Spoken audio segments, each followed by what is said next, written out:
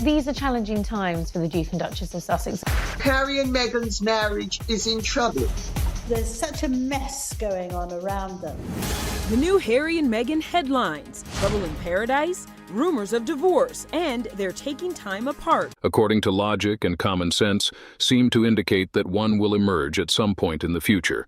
There are whispers that Harry is having a difficult time at home with both Meghan and her mother. This is something that is being said.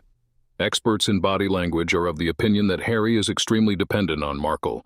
It appears that he has discovered a mother figure, and there is no doubt that she has taken advantage of the situation. She would like to keep him prisoner to that for as long as she had a purpose for him. There is, however, a catch. It is common knowledge that human nature, in all of its myriad manifestations, fills a specific need for each individual. At other times, rationality and common sense are unable to be heard.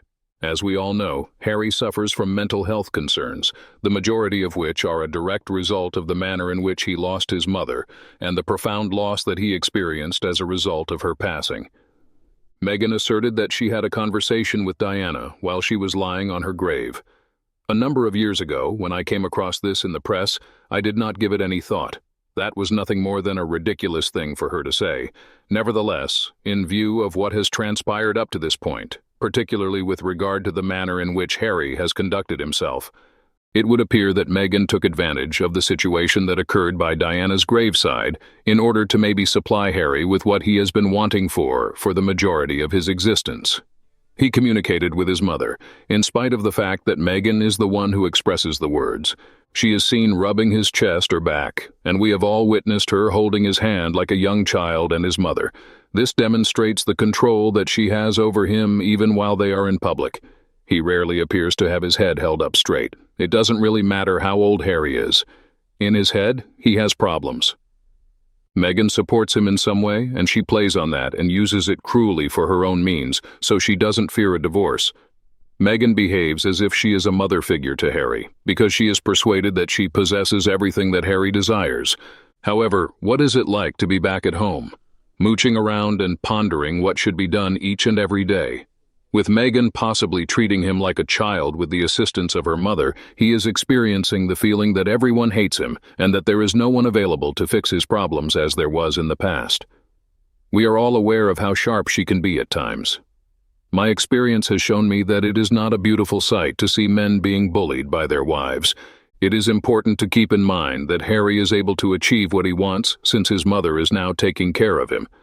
Open your eyes, Harry, and take a look at the person you are dealing with in the actual world. Just look at her.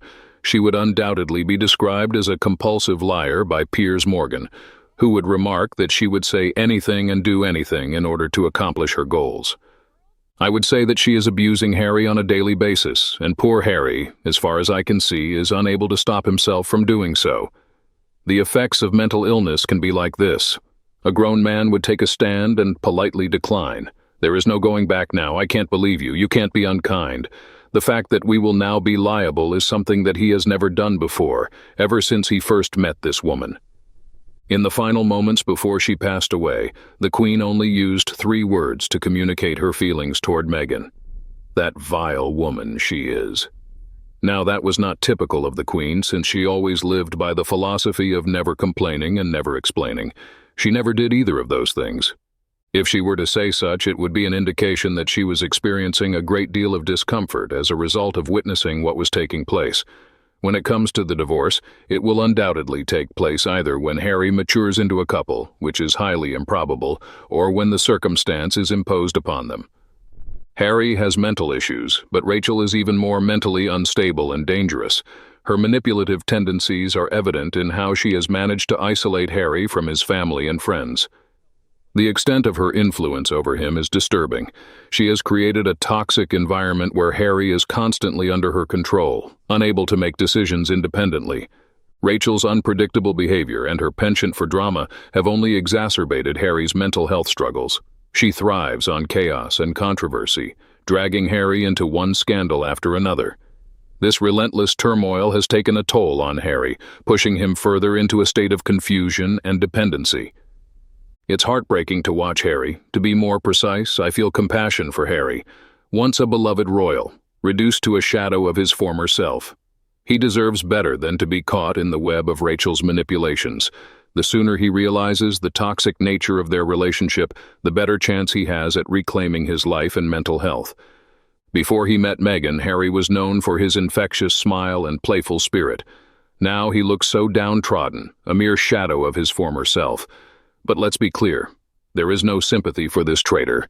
Any sympathy should only be extended to his late grandmother and grandfather, his father, brother, and sister-in-law, whom he once regarded as the sister he never had. Harry has betrayed the very family that supported and nurtured him. His actions have caused deep rifts and public humiliation for those who stood by him through thick and thin. It's heartbreaking to see the pain etched on the faces of his family members who once held him so dear. He has turned his back on his heritage and responsibilities, choosing instead to follow a path of deceit and manipulation. This isn't the Harry we once admired. This is someone who has willingly allowed himself to be led astray, abandoning his duty and causing untold suffering to his loved ones. His brother, who once shared an unbreakable bond with him, is left to pick up the pieces and carry on with the burden of their fractured relationship. His sister-in-law, once a close confidant, now has to shield her own family from the fallout of Harry's reckless decisions. It's clear that Harry has lost his way, ensnared by Meghan's influence and his own misguided choices. He must bear the consequences of his actions and the weight of the hurt he has caused. Until he opens his eyes and takes responsibility, there can be no forgiveness. The royal family and the public deserve better than the betrayal and dishonor he has brought upon them. Going back to Harry and Meghan's divorce, of course they will. She's played him like a fiddle.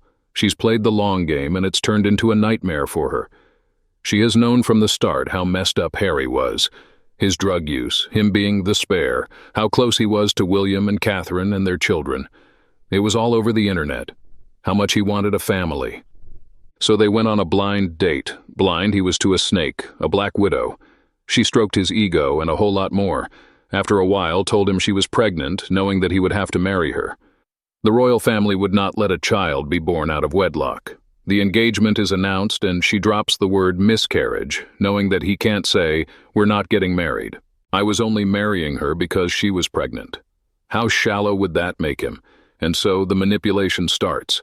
She gets her fairy tale wedding, arranges a kid down the line knowing that he won't turn his back on a child. Then she ups the game as she wasn't happy that she actually had to do some work that she was getting paid cash in hand for. She thought she could move back across the pond and sit back and have the life she thinks she's entitled to paid for by her husband's family and the UK taxpayers. That Hollywood would come knocking her door down as she's married to a prince. She ups the game again with interviews and stories.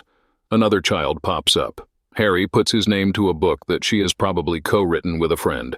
He's basically put his name on her divorce file. He's mentally unstable. His use of drugs. He's killed people. Even his own family don't want to know him. He loves another woman. He's never really loved me. Now he's isolated from his family, friends, and money. Let's stick the knife in, as she wants the high life and she's not getting the attention she wants from the A-listers or Hollywood. She's not the center of attention. She can't be called His Royal Highness. The whole world can see what she's really like, and they've started to turn on them or her, so a divorce is coming and she'll be on some other poor sucker arm within a fortnight. She wants to be paid off with megabucks, needing child support and maintenance for her lifestyle. Think before anything is paid, the kids need DNA tests. Who's to say, if she was pregnant, that he is the father? All his drug and alcohol use could have affected his little swimmers. The divorce needs to happen before he turns 40 and gets the next installment from his mom's estate. She knows exactly what she is doing and has done. It's taking her longer to get there, but what she's realized now is that no one likes her or trusts her apart from her mother, which is debatable, and her male friend. He'll come back to the UK and be left to fester unseen? Just my opinion. And then her book will come out about her time with Harry and his family. Life things she had to endure. In short, Harry is just a puppet in Meghan's hands to control as he pleases. Very disappointed. Well, that's all for today's video. Thank you very much for watching our video, and I want to know what you think about these issues. Please express your opinion in the comments below. Hope you will always be cheerful and happy. Don't forget to support us by liking, sharing, and subscribing to the channel. Goodbye and see you again in the next videos.